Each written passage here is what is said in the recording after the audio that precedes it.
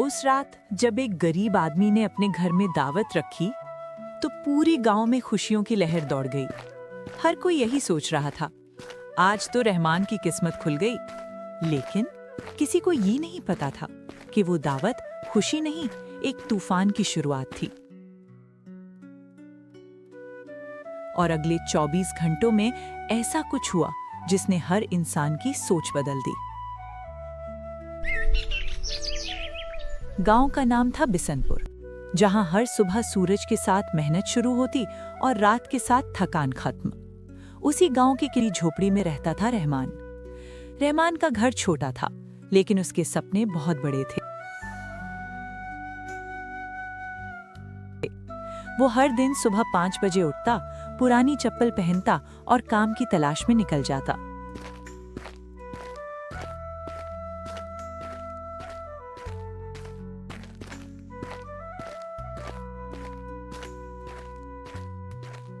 कभी खेत में मजदूरी, कभी ईंट उठाना, कभी लकड़ी काटना।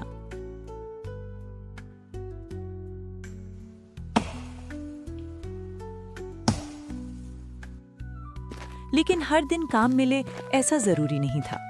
कई बार वो खाली हाथ लौटता और उस दिन घर में सिर्फ पानी से पेट भरना पड़ता। उसकी बीवी शबाना बहुत समझदार और सहनशील औरत थी। वो कभी शिकायत नहीं करती थी बल्कि हर मुश्किल में रहमान का साथ देती थी। और उनका छोटा बेटा अली, जिसकी उम्र सिर्फ 8 साल थी, वो मासूम था। उसे गरीबी का मतलब नहीं पता था। उसे बस इतना पता था कि दूसरे बच्चे जो खाते हैं वो मुझे भी चाहिए। एक दिन अली अपने दोस्तों के साथ खेल रहा था। तभी उसके दोस्त के घर से मटन की खुशबू आई। सब बच्चे वहां दौड़े और खाने लगे।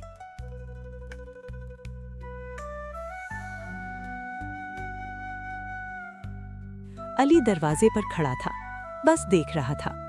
उसकी आंखों में एक सवाल था, क्या मैं इतना गरीब हूँ कि ये भी नहीं खा सकता? रात को वो धीरे से रहमान के पास आया।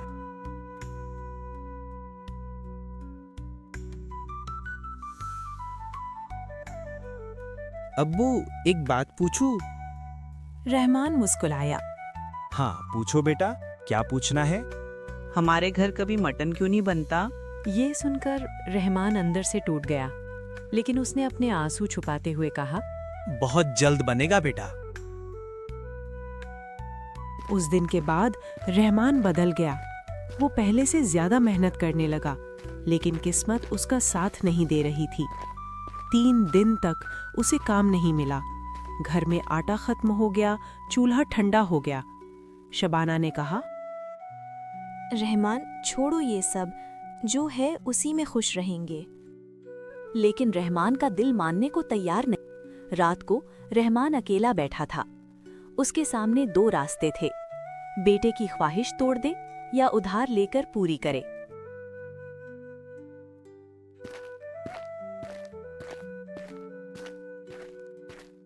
और उसने दूसरा रास्ता चुना। अगले दिन वो गांव के सबसे खतरनाक आदमी के पास गया, साहूकार शेर खान। शेर खान ने हंसते हुए रहमान, तू उधार लेगा? रहमान ने सिर झुका लिया। हाँ, अपने बेटे के लिए। शेर खान बोला, ठीक है, लेकिन 7 दिन में पैसे लौटाने होंगे, नहीं तो। वो मुस्कुराया और बोला, तेरा घर मेरा घर। रहमान ने पैसे लिए और पहली बार अपने घर के लिए 2 किलो मटन खरीदा।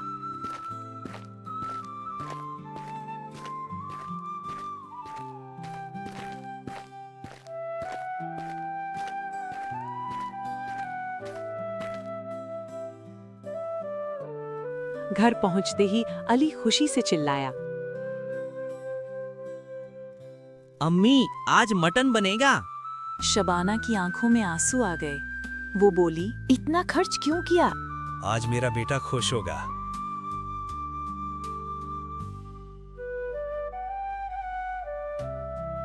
उस रात पूरा गांव रहमान के घर जमा हुआ। लोग बातें कर रहे थे, हंस रहे थे, लेकिन रहमान नहीं, बस चुपचाप सबको देख रहा था। अली अपने दोस्तों के साथ मटन खा रहा था। हर घर में खुशी थी।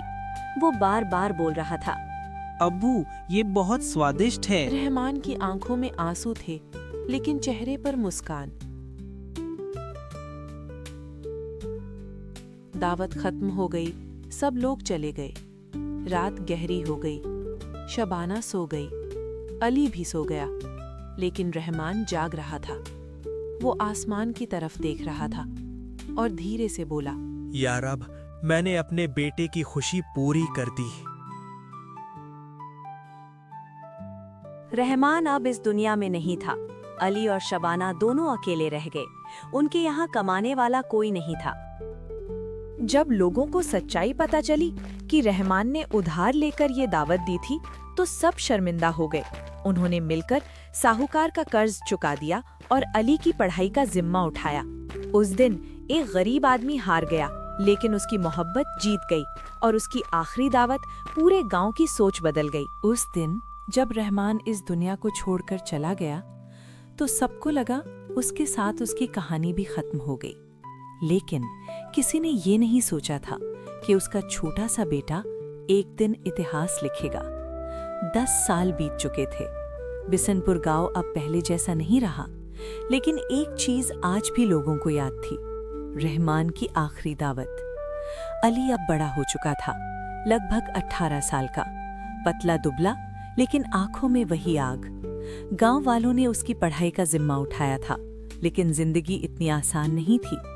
दिन में वो स्कूल जाता और रात को काम करता, कभी चाय की दुकान, कभी खेत। कई बार उसे भूखा भी सोना पड़ता, लेकिन एक चीज उसने कभी नहीं छोड़ी, अपने अब्बू का सपना। हर साल उस दिन जब रहमान की दावत हुई थी, अली उसी जगह बैठता और आसमान की तरफ देखता। अब्बू, मैं आपको प्राउड फील कराऊंगा। एक दिन गांव में वही पुराना साहूकार शेर खान वापस आया।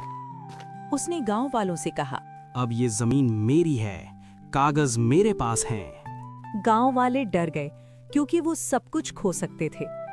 अली आगे आया, उसने कहा,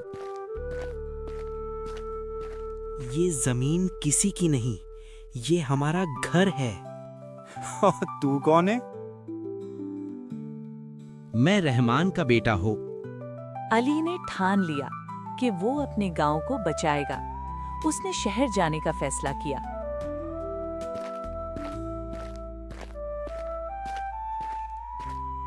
शहर जहां हर कोई अपने लिए जीता है। अली वहां अकेला था। उसने छोटे छोटे काम किए, होटल में बर्तन धोना, दुकान पर सामान उठाना, रात को गार्ड बनना, लेकिन वो हार नहीं मान रहा था। एक दिन अली ने एक बड़े होटल में काम करते हुए देखा। लोग मटन और बिरयानी के लिए हजारों रुपए दे रहे थे। उसे अपने अब्बू की दावत याद आई और तभी उसके दिमाग में एक आइडिया आया। अली ने अपनी छोटी सी ठेली लगाई, नाम रखा आखिरी दावत। शुरुआत में कोई नहीं आया, लोग हंसते थे, लेकिन अली रोज मेहनत करता रहा। धीरे धीरे उसके खाने का स्वाद लोगों को पसंद आने लगा। लाइन लगने लगी। लोग पूछते, ये नाम क्यों रखा? अली मुस्कुराकर कहता है, ये सिर्फ खाना नहीं, एक कहानी है। कुछ ही सालों में अली का छोटा ठेला एक बड़ा होटल बन गया। शहर में उसका नाम होने लगा। अली वापस गांव आया।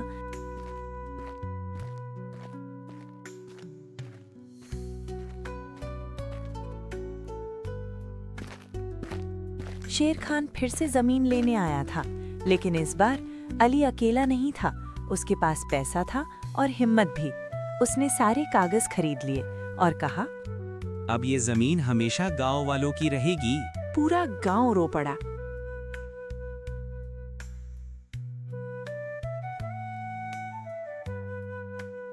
सबको रहमान याद आ गया। अली उसी जगह गया जहां उसके अब्बू बैठा करते थे और धीरे से बोला, अब्बू, आपकी आखिरी दावत आज हमारी सबसे बड़ी ताकत बन गई। जब अली ने अपने अब्बू का सपना पूरा कर लिया और गरीब से अमीर बन गया, तो सबको लगा अब उसकी जिंदगी आसान हो गई, लेकिन असलियत कुछ और ही थी, क्योंकि अब उसकी जिंदगी की सबसे बड़ी परीक्षा शुरू होने वाली थी। अली अब शहर का बड़ा नाम बन चुका था। उसका होटल आखिरी दावत बहुत मशहूर था। पैसा था, नाम था, लेकिन सुकून नहीं था। हर रात वो अकेले बैठकर सोचता, क्या मैं वही अली हूं जो कभी अपने अब्बू के लिए रोता था? एक दिन शहर का एक बड़ा बिजनेसमैन अली के पास आया। उसने कहा, तुम्हारा होटल बहुत चल रहा है, मैं इसे खरीदना चाहता हूँ। मुझे नहीं बेचना मेरा होटल। अली ने मना कर दिया, लेकिन वो आदमी बोला, सोच लो वरना पछताओगे। कुछ दिनों बाद अली के होटल में अचानक कंप्लेंट आने लगी। लोग कहने लगे, खाना खराब है, यहाँ मत जाओ। धीरे धीरे उसका बिजनेस गिरने लगा। अली समझ गया, ये सब उसी आदमी की चाल है।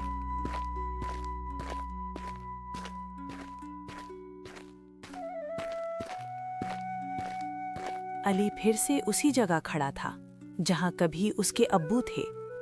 सब कुछ खत्म होने वाला था। वो आसमान की तरफ देखता है। अब्बू, अब क्या करूं? अचानक उसे अपने अब्बू की बात याद आती है। सच्चाई और मेहनत कभी हारती नहीं। अली ने फैसला लिया। अली ने खुद किचन संभाल लिया, हर कस्टमर से पर्सनली मिला और सच सबके सामने लाया। लोगों को समझ आया कि अली के साथ धोखा हुआ है, और फिर वही लोग जो जा चुके थे वापस आने लगे। कुछ ही दिनों में अली का होटल फिर से नंबर 1 बन गया और वो बिजनेसमैन हार कर चला गया। अली अपने होटल के बाहर खड़ा था, आंखों में आंसू थे। वो धीरे से बोला, अब्बू, आज फिर आपकी सीख ने मुझे बचा लिया। जिंदगी में असली जीत पैसा कमाने से नहीं होती, बल्कि मुश्किल वक्त में खुद को संभालने से होती है। अगर आपको ये वीडियो पसंद आया तो वीडियो को लाइक करो और ऐसे ही स्टोरीज के लिए साकिब्स कहानी जोन को सब्सक्राइब करो।